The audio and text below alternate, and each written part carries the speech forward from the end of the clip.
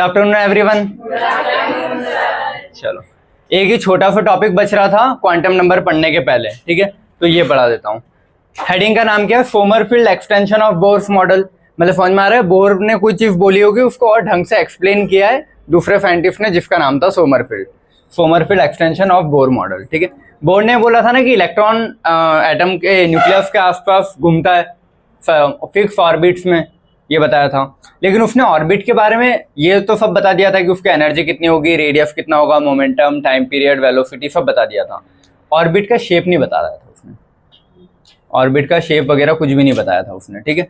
तो ये शेप वाली जो भी चीजें है ना, वो किसने बताई? सोमरफील्ड ने, ठीक है। और शेप अपन जब क्वांटम नंबर आगे पढ़ोगे तो समझ जाओगे, सबशेल शेप बताता है, एसपीडीएफ बताता है, spherical, dumbbell, double dumbbell, complex. तो ये कौन बताता है? सबशेल। तो बोर ने क्या बताया था कि इलेक्ट्रॉन, देखो कुछ चीजें ऐसे लिख देता हूँ, ठीक है, शॉर्ट में। बोर ने बताया था कि electron revolve around the nucleus, ठीक है। लेकिन कैसे? सर्कुलर में, एलिप्टिकल में, कैसे घूम रहा है? ऐसे घूम रहा है, ऐसे घूम रहा है, ये नहीं बताया था ना उसने कुछ, बस ये बताया था घूमता है, ठीक है। तो ये वाली जो चीजें हैं ये किसने बताई थी फिर?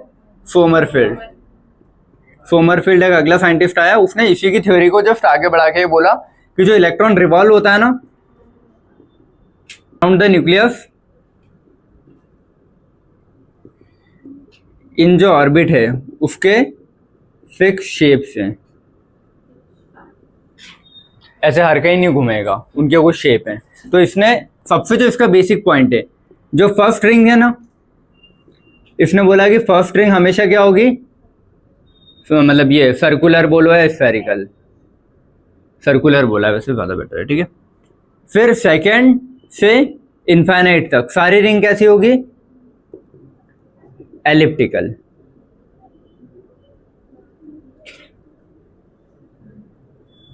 ये सर्कल और स्फीयर में फर्क पता है?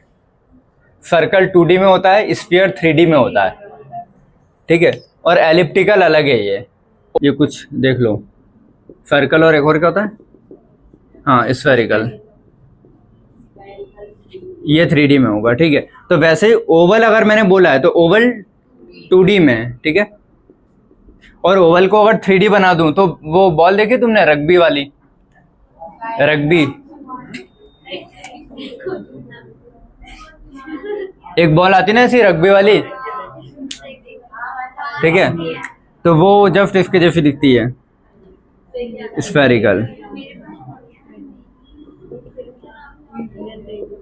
तुम्हारे स्कूल में नहीं खिलाते थे रग्बी? मेरे स्कूल में खिलाते थे। हाँ, अरे सॉरी, हाँ ठीक है, ये ध्यान देने वाली चीज थी। धन्यवाद। ये 2D है, और इसका अगर बोलूँगा तो एलिप्टिकल। क्लियर है? हाँ, ये रग्बी वाली बॉल है, ठीक है, देख लेना गूगल पे मिल जाएगी। तो ये वाली चीजें क्लियर है। तो इसने क्या बोला था कि फर्स्ट रिंग में हमेशा सर्कुलर पाथ या स्फेरिकल पाथ में घूमता है, और सेकंड में खाई में घूमता है एलिप्टिकल पाथ। सर्कुलर या स्फेरिकल जो भी लिखना है लिख लो, कुछ लिखा था इसने, सर्कुलर ही बोला था इसलिए मैंने सर्कुलर लिखा है, ठीक है। तो ये पूछता है कि फॉर एग्जाम्पल एटम के पास 5 रिंग है, तो 5 रिंग में से कितने रिंग एलिप्टिकल और कितनी सर्कुलर है, ये क्वेश्चन आता है। कितनी होगी? 5 में से एक ही सर्कुलर होगी पहली, बची भी 4 एलिप्टिकल या हाँ एलिप्टिकल, ठीक है। तो यही पूछता, तो वही सारी चीजें मैंने लिखी है। और ये जो सबशेल होता है, सबशेल क्या करता है? शेप बताता है। ये आगे पढ़ोगे क्या बताता है?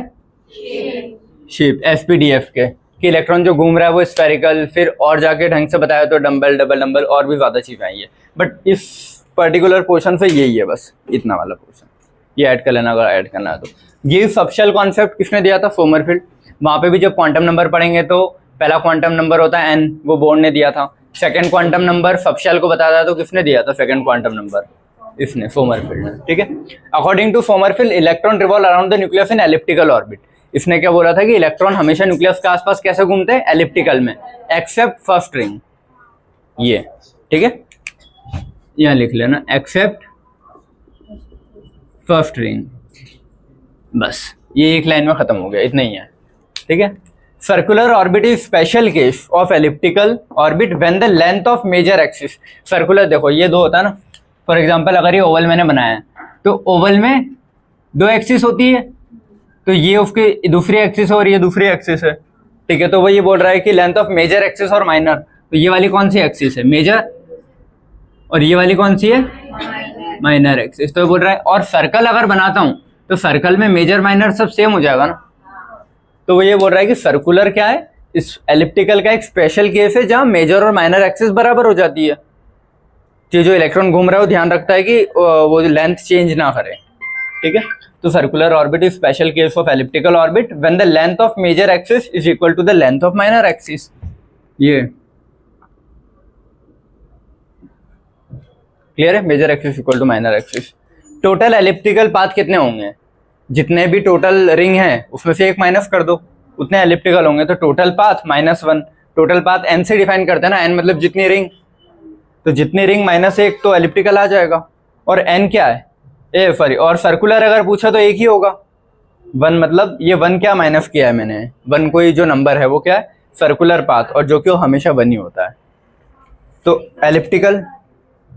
एलिप्टिकल टोटल कितने होंगे, जितने रिंग उसमें से एक माइनस करना पड़ेगा ना, और वो एक क्या माइनस कर रहा हूँ, सर्कुलर वाली रिंग। तो ये एक जो है वो क्या है, सर्कुलर रिंग है, सर्कुलर रिंग माइनस कर रहा हूँ ना एलिप्टिकल से, मतलब टोटल रिंग से एक सर्कुलर माइनस कर दी तो ये जो भी बचेगा वो क्या आएगी, एलिप्टिकल रिंग। तो एलिप्टिकल का फॉर्मूला तो क्या ही है, वो मैथमेटिकल इक्वेशन है, वरना समझ में आ रहा है। 10 रिंग है तो कितनी, 9 एलिप्टिकल 1 सर्कुलर, यही है। If n is equal to 1, मान लो अगर कोई एटम में एक ही रिंग है तो उसके पास एलिप्टिकल होंगे ना, ठीक है, एक ही होगा वो circular. If n is equal to 1, only 1 orbit present, then elliptical orbit कितना हो जाएगा, 0, और सर्कुलर कितना 1। ये 0 अब इक्वेशन से कैसा आया, n-1, 1 तो सर्कुलर होगा उसका, और n क्या एलिप्टिकल, तो सॉरी टोटल पाथ, तो टोटल ही 1 है उसके पास, बोला ना, टोटल अगर एक n है तो 1 - 1 0, तो एलिप्टिकल हमेशा 0 आएगा उसका। लेकिन अगर nth ऑर्बिट है, 5 है, 6 है, 10 है, कितने भी हैं, तो टोटल एलिप्टिकल कितना होगा, n-1, उससे हमेशा एक कम, और सर्कुलर कितना होगा, फिक्स है 1।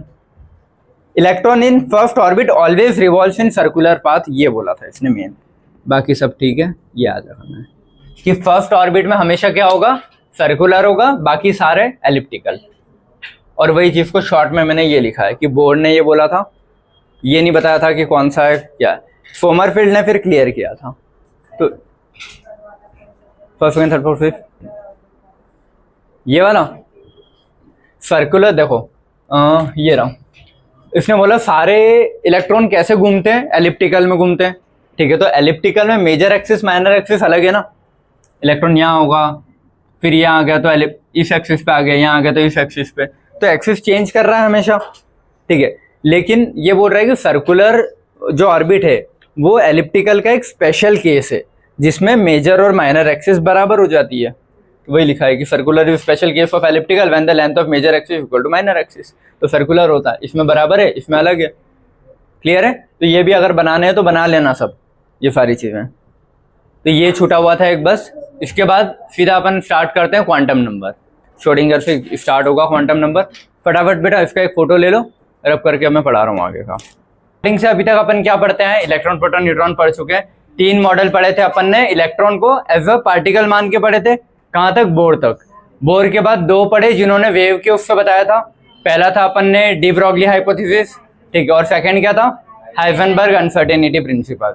तो 3 मॉडल थे जिन्होंने क्या बोला, इलेक्ट्रॉन क्या है, ये कुछ फालतू की चीजें इधर लिख देता हूँ मैं ना।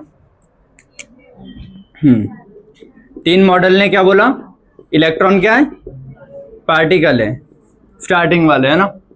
उसके बाद 2 मॉडल थे जिन्होंने क्या बोला, बेटा बातें नहीं, आवाज नहीं आनी चाहिए, इलेक्ट्रॉन क्या है, वेव है।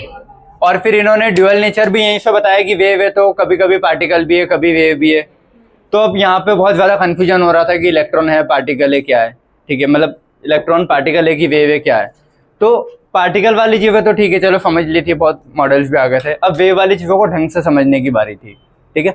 अब वेव को ढंग से समझना, तो अपन फिजिक्स में हर वेव की इक्वेशन लिखते हैं ना।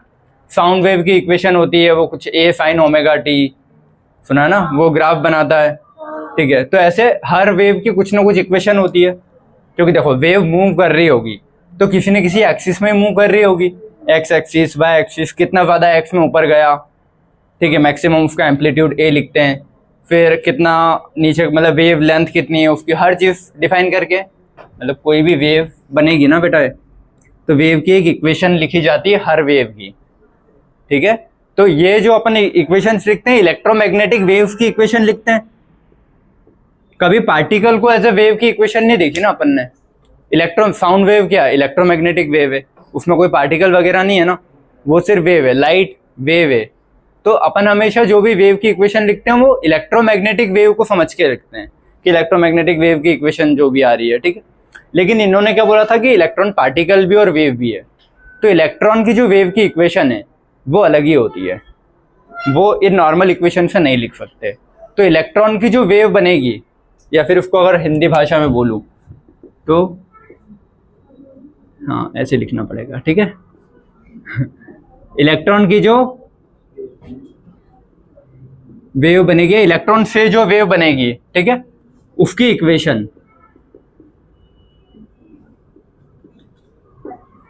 अब इक्वेशन का मतलब क्या होता है कि वो वेव किन किन एक्सिस में है, एक्स एक्सिस में, वाई एक्सिस में, जेड एक्सिस में, तीन ही एक्सिस होती है अपने पास, ठीक है, एक्स, वाई और जेड एक्सिस। तो वेव किन किन एक्सिस में है उससे मुझे पता लग जाएगा ना, वेव जिधर है इलेक्ट्रॉन वही है, क्योंकि अगर मैं वेव मान रहा हूं तो वेव जहां पे भी होगी। अब तीन एक्सिस की बात कर रहा हूं तो 3D में, ठीक है, मतलब 3D स्पेस में इलेक्ट्रॉन कहाँ है, ठीक है,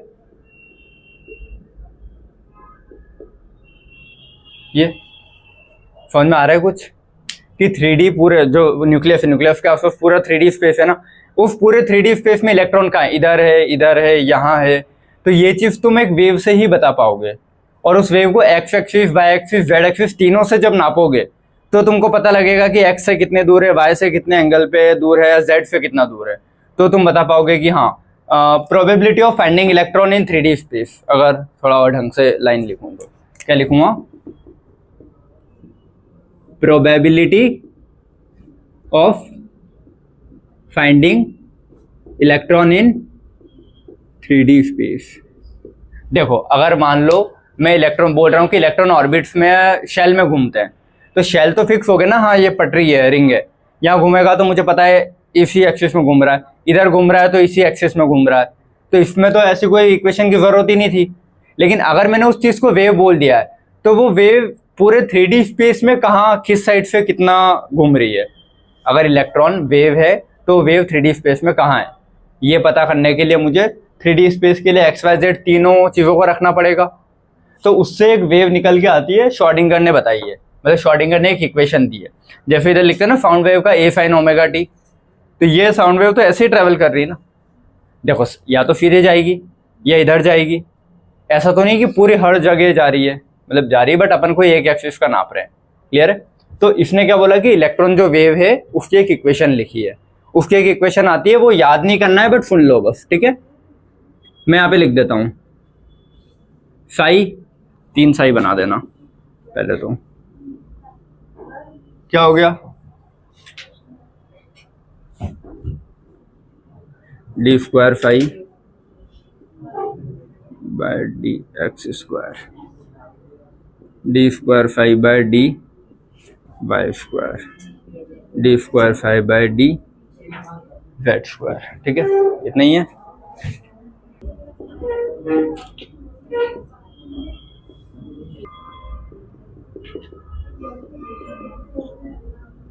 इज इक्वल टू 0, ये इक्वेशन दी थी इसने। देखो साउंड वेव का अपन लिखते हैं ना, जो भी इसका wave A sin omega T short में, बहुत ऐसा ये। तो इलेक्ट्रॉन 3D स्पेस में कहाँ मिलेगा, उसकी एक इक्वेशन दी थी किसने, श्रोडिंगर ने, ठीक है। 3 साई लिखे क्योंकि 3 एक्सिस है, साई इसका कांस्टेंट वैल्यू, ठीक है। डी स्क्वायर तीनों में लगाया, नीचे डी एक्स स्क्वायर, ये वैल्यू किस चीज को, मतलब कि क्या बता रहा होगा कि एक्स एक्सिस में कहाँ है इलेक्ट्रॉन, ये क्या बता रहा होगा वाई एक्सिस से इलेक्ट्रॉन कहाँ है, जेड एक्सिस से कहाँ है, और ये कांस्टेंट वैल्यू है, ठीक है। और फिर kinetic energy minus potential energy. तो वो बुक में के ई माइनस यू भी लिख सकता है कभी, मतलब अलग अलग कुछ दे रहा है तो उसका मतलब यही है, काइनेटिक एनर्जी होता है, पोटेंशियल एनर्जी होता है। और फिर साई वापस उसका लिखा है इज इक्वल टू 0। ये पूरी इक्वेशन है। तो इक्वेशन याद नहीं करना है, बस देख लेना इक्वेशन दिखती कैसी है, ठीक है। और ये वाले क्या बताएगा, एक्स एक्सिस में कहाँ है सच में, हाँ हाँ मतलब वो दिख रहा है ऐसा है, बट याद कहीं नहीं करना है, उसको कोई काम नहीं आएगी।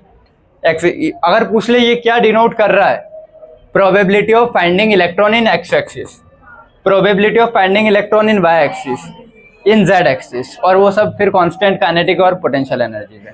इतना क्लियर है। तो जब ये तीन चीजें हैं ना,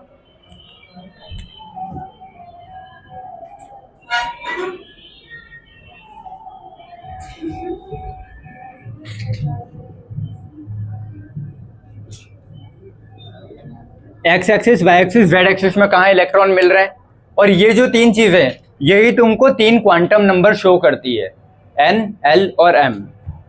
यहां से क्या आता है, एन, एल और एम, ये अभी आएगा ना। क्वांटम नंबर का मतलब ये है कि इलेक्ट्रॉन कहाँ है 3D स्पेस में, यही क्वांटम नंबर बताता है। अगर एक इलेक्ट्रॉन मैंने तुमको दिया है, या पूछ रहा हूँ कि थर्ड ऑर्बिट में ये जो इलेक्ट्रॉन है थर्ड ऑर्बिट में कहाँ आ रहा है, तो तुमको बताना पड़ेगा कि थर्ड रिंग कितनी दूर है, उसका साइज क्या है। वैसे तो क्वांटम नंबर का मतलब ही होता है कि वो इलेक्ट्रॉन कहाँ है 3D स्पेस में बता रहा है। तो उसकी जो इक्वेशन के फॉर्म में है वो शॉर्टिंग करने समझाई थी बस। तो एन, एल, एम, तो इसका जो एक क्वेश्चन अपने इसमें आता है नीट में, देखो अगर जेई लेवल पे, आईआईटी पे, इसमें थोड़ी और कॉम्प्लेक्स इक्वेशन है, उनको सॉल्व करना कोई काम का नहीं अपने, ये भी ज़्यादा टफ लग रहा है, ठीक है। तो अपन एक क्वेश्चन आता है वो ये रहता है, वो साई दे देता है और फिर नीचे 321 लिख दिया है, और पूछता है कि मैग्नेटिक क्वांटम नंबर, अभी आगे पढ़ोगे क्या होता है, उसकी वैल्यू पूछता है। तो ये जो चीज़ें लिखी रहती है ना, ये और ये हमेशा एन, एल और एम शो करता है। तो पूछता है एन की वैल्यू क्या है, एल की क्या है, एम की क्या है, बस इतना ही क्वेश्चन होता है इससे, और कुछ क्वेश्चन नहीं आता इस पर्टिकुलर पोर्शन से, समझ में आया। और जो चौथा क्वांटम नंबर होता है स्पिन वाला, वो ये शो नहीं करता। ये देखो स्पिन क्वांटम नंबर का मतलब होता है इलेक्ट्रॉन खुद में कैसे घूम रहा है। जैसे होता है ना अर्थ सन के आसपास भी घूम रहा है लेकिन खुद में भी ऐसे घूम रहा है, तो ये जो खुद में घूम रहा है ना, वैसे इलेक्ट्रॉन भी घूमता है। For example electron 3D space में कहीं है तो वो खुद में भी घूमते घूमते, समझ गया ना, ऐसे ऐसे घूम रहा है। तो उसकी एक्सिस से मेरे को क्या करना, यहाँ पे है मैंने पता कर लिया, इसका मतलब क्या इलेक्ट्रॉन कहाँ है ये पता करना। तो मुझे पता लग गया यहाँ है, और यहाँ वो घूम रहा है, इधर घूम रहा है, उधर घूम रहा है, वो कैसे, वो नहीं बता पाऊंगा ना मैं। मुझे तो एक्स एक्सिस से कितना दूर है, वाई से कितना, जेड से कितना, ये पता लग गया। अब किधर घूम रहा है ये नहीं पता लग पाएगा ना। तो श्रोडिंगर 3 क्वांटम नंबर से उसकी लोकेशन बता पाया था, कैसे घूम रहा है, राइट डायरेक्शन, लेफ्ट डायरेक्शन, ये नहीं था। तो चौथा क्वांटम नंबर यहाँ से नहीं था, वो अलग ही आया था। इतना क्लियर है। अभी इसकी कुछ बहुत बेसिक थ्योरी है वो मैं लिख देता हूँ, ठीक है। और ये जो फाई है, ये लैपलेस कांस्टेंट और ये सब कांस्टेंट वाली, ये सब कांस्टेंट वाली चीज़ों को लैपलेस लिख देता है और ट्रायंगल बना के। तो वो सब चीज़ें मैं इस साइड लिख रहा हूँ, तो ऐसे कैसे छाप लो। क्लियर है। ये भी लिख लेना सबसे पहले ये लिख लेना 3D मॉडल के 3 particle, 2 model electron wave particle के, अगर लिखना है तो, वरना मैंने तो समझा दिया। बस ये दे देगा श्रोडिंगर कांस्टेंट। हाँ यही आता है। लेकिन मान लो अगर नहीं पढ़ा था और ये क्वेश्चन दे देता और बोलता है एम की वैल्यू फाइंड करो, तो तुम पता है क्या सोचते, फार्मूला लग रहा होगा कहीं और कुछ हो रहा होगा, तो नहीं बनेगा। ये होता है श्रोडिंगर वेव इक्वेशन। क्या बताता है, 3D स्पेस में इलेक्ट्रॉन की प्रोबेबिलिटी की कहाँ इलेक्ट्रॉन मिलेगा, ठीक है। 3D स्पेस में इलेक्ट्रॉन कहाँ मिलेगा, और 3D स्पेस हमेशा कैसे डिफाइन करते हैं, एक्स, वाई और जेड तीनों एक्सिस से। तो एक्स के लिए जो उसने इक्वेशन दी है कि एक्स एक्सिस में इलेक्ट्रॉन कहाँ मिलेगा, उसकी इक्वेशन क्या दी है, ये। सिर्फ एक्स एक्सिस की बात करूँ तो वाई एक्सिस में कहाँ मिलेगा तो वाई स्क्वायर कर दूंगा, सिर्फ जेड एक्सिस में कहाँ मिलेगा पूछ रहा है तो जेड स्क्वायर कर दूंगा, और ये पूरा बाकी सारी चीजें थोड़ी कांस्टेंट रहती है, ठीक है। अब अगर वो बोल रहा है कि पूरे 3D स्पेस में एक साथ मेरे को बताना है कि एक्स, वाई और जेड के रेस्पेक्ट में कहाँ है इलेक्ट्रॉन, तो तीनों को साथ में रखता हूँ, और इन तीनों का एक कांस्टेंट निकलता है लैपलेस कांस्टेंट। इसको क्या बोलते हैं, उल्टा जो ट्रायंगल बना रखा है और एक साइड से ये थोड़ा थिक कर दिया ट्रायंगल की बॉर्डर, लैपलेस कांस्टेंट बोलते हैं, लैप्लेसियन ऑपरेटर। क्या होता है, कोई काम का नहीं, बस अगर ये ट्राइंगल दे दे उल्टा ट्राइंगल और पूछे ये है क्या, तो ये पता होना चाहिए है होता क्या है, लैपलेस कांस्टेंट या लैपलेसियन ट्राइंगल, ठीक है। तो इन तीनों को इसने कांस्टेंट रख दिया और साई कॉमन निकाल लिया, साई कॉमन निकाल के बाकी सारे D square by D X square, D square by D Y square, D square by D Z square को क्या बोला, लैपलेसियन ऑपरेटर, ठीक है। और तो फाइव स्क्वायर क्या हो गया अपना, लैपलेसियन ऑपरेटर। फिर ये ऐसा कैसा है रखा, अच्छा वो उधर जो काइनेटिक एनर्जी लिखा था ना, वो काइनेटिक नहीं है, उसको मिटा के टोटल एनर्जी कर लो, ये टोटल एनर्जी और ये क्या अपना पोटेंशियल एनर्जी, वहां पे के ही लिखा था अभी मैंने, उसको रब करके बेटा टोटल एनर्जी कर लेना, ठीक है। Total energy minus potential energy है वो, ठीक है। तो ये लिखा, फिर total energy minus potential energy और फिर ये फाई और इक्वल टू 0। ये पूरी वेव इक्वेशन होती है electron wave equation, normal wave equation नहीं है। इलेक्ट्रोमैग्नेटिक वेव की वेव अलग होती है और इलेक्ट्रॉन से जो मैटर वेव बनती है, हाँ इलेक्ट्रॉन से जो वेव बनती है उसको क्या बोलते हैं, मैटर है ना, पहले इलेक्ट्रॉन पार्टिकल है, तो पार्टिकल से जो वेव बनती है उनको मैटर वेव्स बोलते हैं, ठीक है। और नॉर्मल जो अपनी लाइट वाली ये वाली वेव है इनको क्या बोलते हैं, इलेक्ट्रोमैग्नेटिक वेव। तो दो टाइप की वेव हो गई ना अपने पास, एक मैटर वेव, मैटर वेव क्यों, क्योंकि इलेक्ट्रॉन से बन रही है, तो इलेक्ट्रॉन की वेव को क्या बोलूँगा, मैटर वेव, तो उसकी इक्वेशन को क्या बोलूँगा, इलेक्ट्रॉन वेव इक्वेशन। और यही इलेक्ट्रॉन वेव इक्वेशन कौन देता है, Schrodinger, SCHR, Schrodinger wave equation, clear है। और नॉर्मल अगर EM वेव्स की बात करोगे तो EM वेव्स तो अपना जो नॉर्मली हमेशा लिखते हैं अपन, उससे लिख सकते हैं कि हाँ वो इलेक्ट्रिक फील्ड की ऐसे जाती है, मैग्नेटिक ऐसे जाती है अलोंग द एक्सिस, वो सारी पढ़ते रहते हैं, क्लियर है। तो इलेक्ट्रॉन की जो वेव इक्वेशन आती है वो अलग रहती है नॉर्मल इलेक्ट्रोमैग्नेटिक वेव इक्वेशन से, ये पॉइंट याद रहना, ठीक है। फिर इधर एक ये पॉइंट नया ऐड किया था तो ऐड कर लेना सभी लोग, ठीक है। ये सारी चीजें लिखवा दी थी यहाँ तक, अब इधर पढ़ते जाओ बस। Dual nature of matter, de Broglie वाला प्लस हाइजेनबर्ग, इन दोनों के कॉन्सेप्ट को मिक्स करके और आगे एलाबरेट किया, क्योंकि उनने पार्टिकल वेव दोनों बोला है तो बोल दिया कि ठीक है चलो पार्टिकल भी वेव भी मान लिया, लेकिन है कहाँ बताओ, एटम के अंदर बताओ कहाँ है। तो उस चीज को फिर इनने इन दोनों के कॉन्सेप्ट रख के क्वांटम मैकेनिक्स या फिर वेव मैकेनिक्स से इक्वेशन निकाली, श्रोडिंगर वेव इक्वेशन, क्लियर है, ठीक है।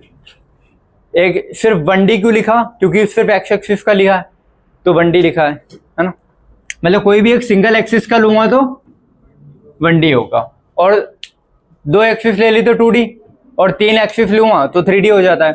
तो इसमें तीनों एक्सिस लिए ना, तो ये वाला क्या रहेगा, x का भी है, y का भी और z का भी है, तो ये 3D में इक्वेशन बता रहा है कि 3D में कहाँ है इलेक्ट्रॉन, ठीक है। इसमें याद रखना है हर जगह मैंने क्या लिखा, साई लिखा है ना, तो साई का कोई मतलब नहीं होता, साई तुमको कभी भी इलेक्ट्रॉन कहाँ है ये नहीं बताएगा, क्या होता है ये मत समझो, कोई मतलब नहीं है, बस इतना याद रखना।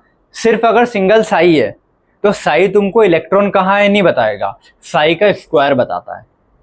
क्वेश्चन आएगा तो याद रखना, साई इलेक्ट्रॉन कहाँ है नहीं बताएगा, साई का स्क्वायर बताएगा कि इलेक्ट्रॉन कहाँ है। हिंदी में लिख लेना है लाइन, साई इलेक्ट्रॉन कहाँ है नहीं बताएगा, लिखो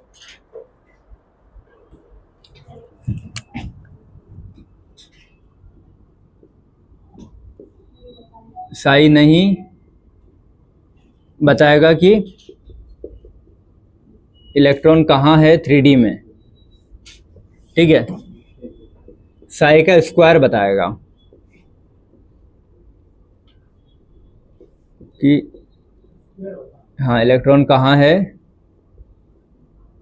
बस ये पॉइंट याद रखो ताकि तुमको ये क्लियर रहे कि कभी क्वेश्चन आ जाए कि साई बताता है क्या प्रोबेबिलिटी ऑफ फाइंडिंग इलेक्ट्रॉन, जैसे करेक्ट इनकरेक्ट आते हैं ना, तो साई क्या रिप्रेजेंट करता है, प्रोबेबिलिटी ऑफ फाइंडिंग इलेक्ट्रॉन नहीं, साई नहीं बताता, साई का स्क्वायर बताता है कि इलेक्ट्रॉन है कहाँ।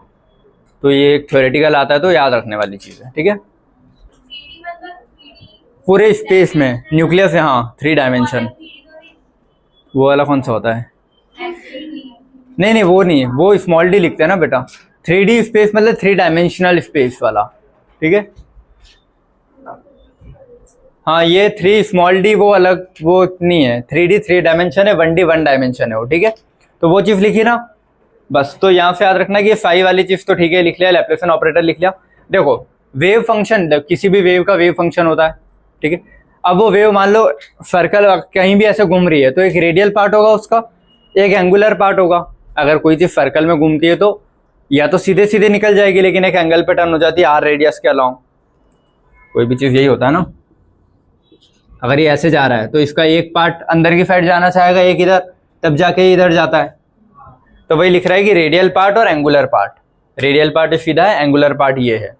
तो हर वेव का वेव फंक्शन में रेडियल पार्ट भी आएगा और एंगुलर पार्ट भी आएगा। ठीक है, बस इतना पता रखो।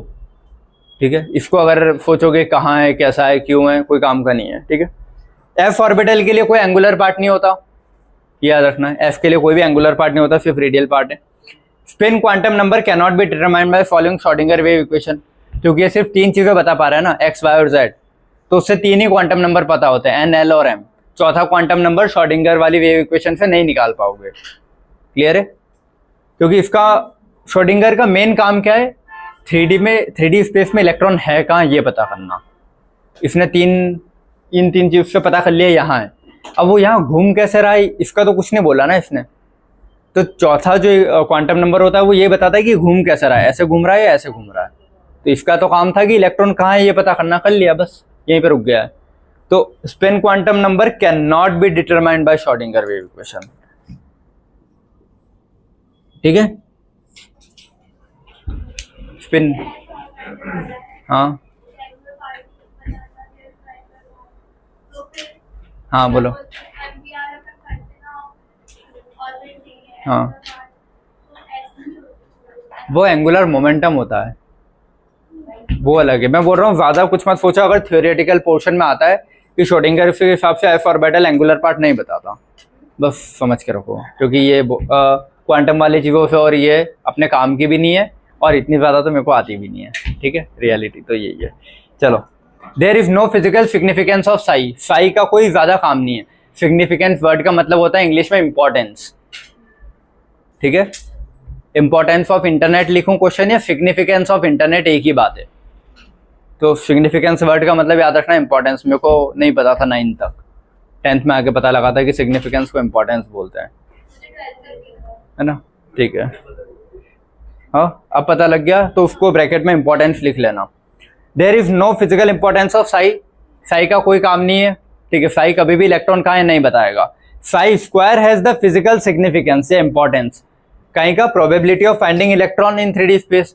तो साई स्क्वायर अगर मैक्सिमम है, मतलब कुछ ना कुछ वैल्यू आ रही है उसकी, जो भी आ रही है, वो कहाँ होगा। देखो, इलेक्ट्रॉन कहाँ होता है, ऑर्बिटल के अंदर होता है, फाइनली डब्बे के अंदर ही होता है ना, एक सिंगल डब्बे के अंदर। तो वही लिखा है कि साई स्क्वायर की कुछ वैल्यू अगर आ रही है तो वो क्या रिप्रेजेंट करेगा, एटम का ऑर्बिटल। और साई स्क्वायर अगर 0 आ रहा है तो वो क्या रिप्रेजेंट करेगा, नोड। नोड क्या होता है, 2 रिंग के बीच की जगह, ये बताया था तुम लोगों को। ये अगर प्लस है, उसमें एक रिंग है, दूसरी रिंग है, तो ये जो बीच वाली जगह है क्या है, नोडल प्लेन या नोड। नोड पे कभी भी इलेक्ट्रॉन नहीं होते हैं। ठीक है, तो साई स्क्वायर अगर 0 है तो Sai square probability of finding electron बताता है ना। तो अगर ये बोल रहा है प्रोबेबिलिटी ऑफ फाइंडिंग इलेक्ट्रॉन 0 है, तो कहाँ 0 होते हैं इलेक्ट्रॉन, 2 रिंग के बीच में, वहीं इलेक्ट्रॉन नहीं मिलेंगे, बाकी तो हर जगह मिलते हैं। तो इसीलिए लिखा है। ठीक है, मतलब देखो, या तो 0 होगा या मैक्सिमम ही होगा, ऐसा तो नहीं शायद मिले ना मिले, ऐसा तो नहीं होगा। मान लो अगर 3 रिंग है, पहली रिंग, दूसरी रिंग, तीसरी रिंग, पहले में इलेक्ट्रॉन मिलेगा, हाँ मिलेगा, दूसरे में मिलेगा, हाँ, तीसरे में मिलेगा, हाँ, इनके बीच के जो गैप है दोनों के बीच के, यहाँ नहीं मिलेगा ना। तो बीच के गैप में साई स्क्वायर क्या हो जाएगा, 0। और रिंग में साई स्क्वायर क्या होगा, मैक्सिमम, कि पक्का है ही वहाँ इलेक्ट्रॉन। मतलब हाँ ना नहीं कर सकते कि शायद हो नहीं हो, है तो है, नहीं है तो नहीं है। तो इसलिए या तो मैक्सिमम है या 0 है। तो ये 2 चीज़ और फाइनली श्रोडिंगर वाली चीज़ से याद रखना। क्लियर है? चलो, अभी श्रोडिंगर वाली चीज़ से थोड़े ग्राफ आते हैं कि एफ का ग्राफ कैसा होता है, प्रोबेबिलिटी ऑफ फाइंडिंग इलेक्ट्रॉन का, पी का कैसा होता है, डी का। तो कुछ ग्राफ बनवा देता हूँ मैं, वो फटाफट से लिख करके और फिर वो समझा दूंगा। क्वांटम नंबर सिंपल है, ये ही थोड़ा था बेकार सा पोर्शन, और इसके बाद जो ग्राफ आ रहा है वो थोड़ा है। क्लियर है? ये मिटा रहा हूँ बेटा, फोटो लो। ये जो चीज़ें अभी लिख रहा हूँ ना, 1f 2f 3s, और ये कुछ ग्राफ। चलो रुको इधर। अब जो अगली हेडिंग है ना अपनी, वो क्या है, ऑर्बिटल वेव फंक्शन या शेप ऑफ ऑर्बिटल। अभी ऑर्बिटल क्या होते हैं मैं सब बेसिक के 2nd लेक्चर में पढ़ा चुका हूँ। बेसिक का 2nd लेक्चर इसीलिए बोला था देख के आना एक बार। तो वहाँ शेल, ऑर्बिट, सब शेल, ऑर्बिटल, ऑर्बिटल कितने टाइप के होते हैं, सब शेल कितने टाइप के होते हैं, सारी चीज़ें पढ़ा के आया था। तो ये वर्ड्स अगर यहाँ नए लग रहे हो ना कि ऑर्बिटल क्या होता है, सब शेल क्या होता है, एफ क्या है, एल क्या है। ईयरफोन को लगा रहे बेटा अभी, मत पढ़ो मेरा क्या है। चलो, तो ऑर्बिटल एल एस ये सब क्या है, उधर अच्छे से पढ़ा के आया था, तो एक बार अगर नहीं हो तो पहले वो रिवाइज करके फिर ये देख लेना, और तुम लोगों को तो बोल के आया था मैं कि पढ़ लेना। चलो, तो ऑर्बिटल का वेव, बेटा बातें नहीं करो, सुन लो गाने आराम से, बट बातें नहीं करो, ठीक है। ऑर्बिटल वेव फंक्शन है शेप ऑफ ऑर्बिटल, ठीक है। तो रेडियल नोट का एक फॉर्मूला आएगा, मैग्नेटिक क्वांटम नंबर में पढ़ेंगे, यहाँ बस सुन लो क्या है, n minus L minus one. अब ये n क्या होता है, l क्या होता है, सब क्वांटम नंबर में पढ़ी जाती चीज़ें, ठीक है, या फिर पहले मैंने बेसिक में पढ़ा दी थी। l क्या होता है ये भी पढ़ा दिया था, हर ऑर्बिटल के लिए सब वैल्यू अलग होगी। रेडियल नोट, एंगुलर नोट उधर पढ़ते हैं, ठीक है। तुम बस इतना देख लो, अभी साई और साई स्क्वायर पढ़ के आया ना अपन, तो साई में इलेक्ट्रॉन नहीं मिलेगा, साई स्क्वायर प्रोबेबिलिटी देता है इलेक्ट्रॉन फाइंडिंग की। तो अगर ग्राफ आता है तुमको साई, कुछ नहीं है, क्वेश्चन ये आएगा which of the following graph is correct, ये which of the following graph is not correct. तो तुमको ये पता होना चाहिए साई का ग्राफ कैसे बनता है, साई स्क्वायर का कैसे बनता है, क्यों बन रहा है, कैसे बन रहा है, समझ गए ना। ऐसे ही क्यों बन रहा है, वैसा क्यों नहीं है, कोई काम का नहीं है। बस 4 ग्राफ बनाओ तो तुमको पता होना चाहिए सही कौन सा है, गलत कौन सा है, इतना याद रखना है बस, ठीक है। तो Sai for NS orbital, F के जो 5-6 रिंग तक ले लिया मैंने, 1s 2s 3s 4s 5s, हर रिंग का मैंने एस का ग्राफ बना दिया कि एफ में वैसे तो साई कभी भी इलेक्ट्रॉन की प्रोबेबिलिटी नहीं दे रहा है, लेकिन ग्राफ बनेगा तो कैसा बनेगा ये पता होना चाहिए, ठीक है। साई और आर के ग्राफ है सारे 1s से लेके 5s तक, क्लियर है। 1s में ये मतलब कहीं भी कट नहीं हो रहा है, क्लियर है। 2s में क्रॉस हो रहा है एक्स एक्सिस पे, याद रखना, ठीक है। अब ये क्रॉस कैसे निकाले, इधर देखो, रेडियल नॉट जो होता है ना, रेडियल नॉट क्या होता है, n minus L minus N. N क्या होता है, जो भी वैल्यू आगे लिखी होती है एन होती है बेटा, ये क्या होता है एन। और ये क्या होता है, इसके लिए एल की वैल्यू लिखते हैं, तो एस के लिए एल की वैल्यू 0 होती है, पढ़ा के आया था, ठीक है। एल की वैल्यू अगर 1 है, 2 है, 3 है, 4 है, तो S P D, sorry 0, S P D F, और 0 होता ही नहीं वैसे कभी, बट ये क्लियर है। तो अभी एस वाला देख रहा हूँ तो एफ के लिए एल की 0 है, ठीक है, और एल की वैल्यू क्या है 1 है, तो एन माइनस एल होता है ना, 1 होता है, तो एन क्या है इसका 1, माइनस एल क्या होता है 0, माइनस 1, 1 माइनस 0 1, 1 माइनस 1 0, तो 0 मतलब एक भी कट इस एक्स एक्सिस पे ये लाइन ग्राफ की नहीं लगेगा, ठीक है। 2s के लिए रेडियल नॉट कितना होगा, इसका n माइनस इसका l 1 0 माइनस 1, 2 माइनस 0 2, 2 माइनस 1 1, तो एक कट लगा इसके एक्स एक्सिस पे। सीधा इधर देखो, अब रेडियल नॉट इसका n minus L minus N, तो इसका n कितना है 5, माइनस f के लिए तो 0 ही होता है, l माइनस 1, तो ये क्या हो जाएगा 4। तो कौन सा प्लस माइनस माइनस बेटा, 2 में से 0 माइनस करेंगे तो 2 ही बचेगा, फिर 2 में से 1 माइनस करेंगे तो 1 बचेगा, तो पूरा, तो 0 के साथ उसका माइनस भी तो गायब करो, जो भी चीज रहती है वो एक सिंबल के साथ आएगी, या तो प्लस या माइनस, तो 0 अपने सिंबल के साथ गायब करो ना फिर पूरा, ठीक है। कल आना था, सब समझाया था उसमें अच्छे से, हाँ यहीं से शुरू किया था मैंने, प्लस से लेके 2 + 4 से शुरू किया था। इधर 4 है ना, तो इस पे ये 4 कट्स लगेंगे, 1 2 3 और 4, ये बस बनाना है अपने को कि मैं तुमको कोई भी दे दूं एफ का, रेडियल नॉट निकालोगे और उतने एक्स एक्सिस पे कट लगा के ग्राफ बना दोगे, ये क्वेश्चन आता है बस, ठीक है। इसके लिए कितना होगा रेडियल नॉट, हाँ 4 माइनस 0 माइनस 1 3, 1 2 3, 1 मिनट बेटा, इसका कितना 3 माइनस 0 माइनस 1 2, 1 2, क्लियर है, ठीक है। अब साई, हाँ क्या पूछ रहे थे, पूछो। वो मैं तो बस तुमको समझा रहा हूं कि यहाँ पे ये इस एक्सिस को कट करेगा, इसीलिए बस कि कितनी बार एक्सिस को कट करेगा ये कौन बता रहा है, रेडियल नोट। क्या होता है, क्यों कट कर रहा है, उस कट करने से मतलब क्या समझ में आ रहा है, कुछ नहीं आ रहा है, ग्राफ सही होना चाहिए बस, ठीक है। चलो psi square versus R, psi square probability of finding electron देता है, ठीक है, तो इसके लिए भाई रेडियल नॉट निकालू, अब सेम ही आएगा ना, इसका 1 माइनस 0 माइनस 1 0, लेकिन Sai square probability of finding electron देता है ना, तो इसमें सारी चीजें ग्राफ के पॉजिटिव साइड में रहेगी, नेगेटिव में नीचे ग्राफ नहीं बनाओगे एक भी, ठीक है। तो इसका पहला ग्राफ तो ऐसे दिखेगा, उसमें तो वैसे भी कुछ नहीं आ रहा है, नीचे जा ही नहीं रहा है। सेकंड ये जो है ना, यहां से आएगा, एक यहाँ टच होगा और फिर ऊपर चले जाएगा, किसमें, साई स्क्वायर में, हाँ साई स्क्वायर में इलेक्ट्रॉन के फाइंडिंग की प्रोबेबिलिटी, हाँ एस वाले में, हाँ रेडियल, अच्छा ये रेडियल नॉड और ये 1 2 3 4 5 क्यों नहीं होगा, 0 के लिए 1, हाँ ठीक है। देखो नोड मतलब ये है, इधर देखो, अगर ये मैंने प्लस बनाया है, पहली रिंग, दूसरी रिंग, तीसरी रिंग, ये 1s है, ये 1s है, ये 2s है, ये 3s है। न्यूक्लियस और पहली रिंग के बीच में जो जगह उसको नोड नहीं गिनते, याद रखना।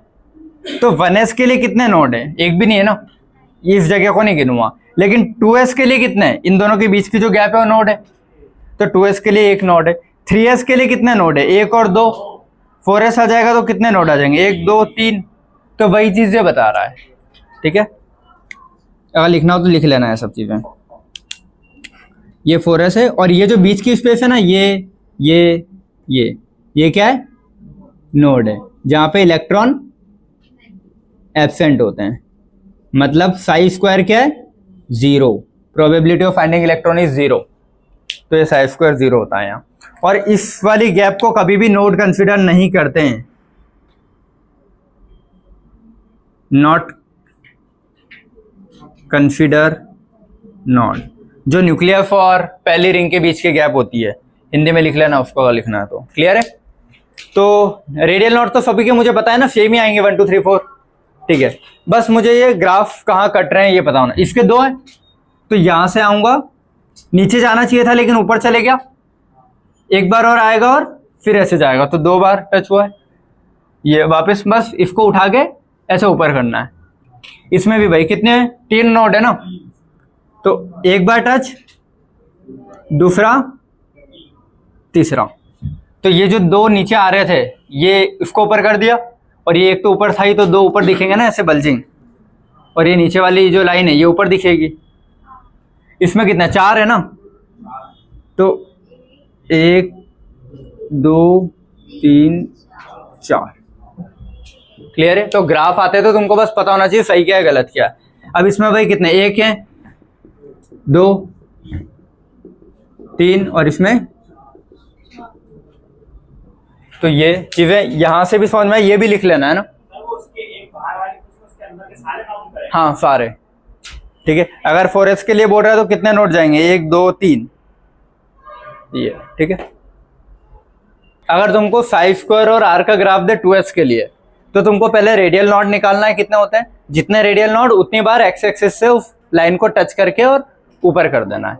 अगर स्क्वायर का दे तो, और सिर्फ साई का दे तो नीचे क्रॉस करना है, मतलब नीचे आना है। वो क्रॉस का मतलब ये है कि एक्स एक्सिस पे टच होना। अब टच होके पॉजिटिव साइड जा रहा है कि नेगेटिव साइड, ये कौन डिसाइड करेगा, साई।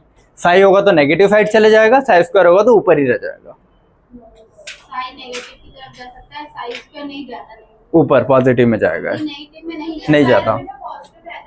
हाँ psi square probability of finding electron दे रहा है, हाँ इसीलिए फिर,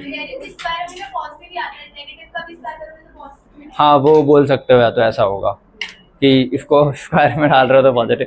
अब वो जिस ग्राफ में सच में नहीं समझ पाओगे यार, ठीक है, ना किसी ने बता रखा है ना बुक में, तो ये भी नहीं दिया है, ठीक है। अब इस चीज को बस इस चीज से सबसे बेस्ट समझा जा सकता है, पूछो कौन सा, हाँ ये बोल रहे हो तुम, ये अच्छा ये गलती से टच कुछ नहीं, वो गलती से हो गया होगा, कोई सिग्निफिकेंस यहाँ नहीं है। मैं यही बोल रहा हूँ कि अभी कुछ मत सोचो, ऐसा है नहीं है, बस इतना याद रखो ग्राफ्स ऐसे बनेंगे। कितना होगा, 2 सॉरी 1 1, इसका 2, इसका 3 और इसका 4, क्लियर है? चलो ये मिटा के पी के लिख रहा हूँ यार बेटा, 419 तो हो गया। मेरे को मेरे लिए बेटा फोटो ले लो। हमने एस के ग्राफ देख लिए, और ग्राफ का मतलब है कि इलेक्ट्रॉन कहाँ मिल रहा है एस में, ये देखा है रेडियल नॉट से, ठीक है। अब भाई पी के देख रहे हैं, पी डी एफ के साथ में देख रहे हैं कुछ, ठीक है। जो ग्राफ 2p का बनेगा वही 3d का बनेगा, वही 4f का बनेगा।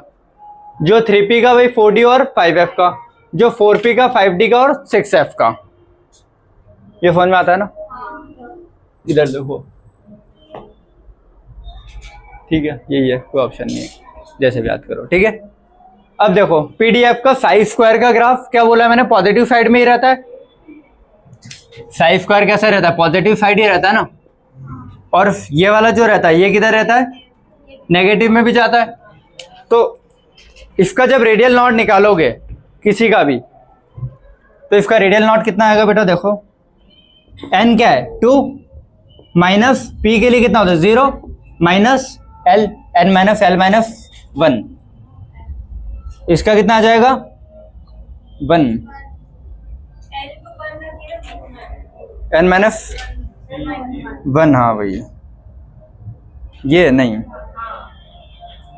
हाँ ठीक है, n minus l minus 1, p के लिए l की वैल्यू यहाँ जो लिखी थी 1 होती है, तो 2 माइनस 1 माइनस 1, 2 माइनस 1 1, 1 माइनस 1 0, इसीलिए वो ग्राफ 0 आया, मतलब कहीं भी कट नहीं होगा। स्क्वायर करूँगा तो भी कहीं कट नहीं होगा। इसी का रेडियल नॉट जब यहाँ पे निकालूंगा तो ये वही है, किसी का भी निकालना सेम ही आएगा। n माइनस p के लिए 1 होती है minus 1, n minus l minus 1, 3 minus 1 2, 2 minus 1 1, तो 1 आएगा तो एक जगह कट होगा नीचे, और उसको पॉजिटिव में कर दूंगा तो ऊपर कर दिया। अब वो ये बनाओ नहीं बनाओ ये इतने ही रहने देना, कोई बात नहीं हो। क्लियर? सेम यहाँ पे जब रेडियल नॉट निकालोगे 2 आएगा, 2 आया मतलब कि एक बार कट फिर वापस सेकंड कट, ठीक है। और यही जब साई स्क्वायर का देखूंगा तो ऊपर चले जाएगा, ठीक है। अब मैंने तुमको बोला है कि 2p का ग्राफ भी यही है, 3d का भी यही है, 4f का भी यही है, चाहे वो साई स्क्वायर का हो चाहे साई का हो, दोनों में ही ऐसे आ रहे हैं। लेकिन अब सिर्फ मेरे को 2p का बनाना है तो भी ऐसे बनाऊंगा, सिर्फ 3d का बनाना है तो भी ऐसा, और सिर्फ 4f का बनाना तो भी ऐसा। तो कुछ तो फर्क होगा ना तीनों ग्राफ में। तो वो फर्क ये है कि एक्स एक्सिस वाई एक्सिस जो है, वाई एक्सिस से गैप कितना है। तो 2p 3d 4f तीनों सेम ही है ना ग्राफ, तो 2p वाई एक्सिस से ज्यादा पास में, फिर 3d है, फिर 4f है, तो जो गैप है इसका इससे ये। और इसको ऐसे याद रख लो कि न्यूक्लियस से सेकंड रिंग पास में आती है तो पास में, न्यूक्लियस से थर्ड रिंग दूर है तो और दूर बनेगा, न्यूक्लियस से फोर्थ रिंग दूर है तो और दूर बनेगा। ऐसे करके याद कर सकते हो। क्लियर है कैसे बन रहे हैं? ऐसे डी के बनते हैं, लेकिन डी के अब मैं नहीं बनवा रहा, कोई काम के नहीं है, वो अलग से और बनेंगे। तो ये काफी अपने ये भी नहीं आते हैं वैसे, बट ठीक है, इतना समझ लो। अगर मान लो 4 ऑप्शन देता है और ग्राफ में पूछ लेता है सही कौन सा है, तो तुमको पता होना चाहिए सही कैसे निकाल रहे हैं, ठीक है। और इसमें हाँ बेटा ये क्या, इसको पॉजिटिव लिखते हैं, इसको नेगेटिव लिखते हैं, ये पता है ना सारी चीजें, सब पॉजिटिव पॉजिटिव है, वो लिखते रहना तुम्हारे हिसाब से। क्लियर है?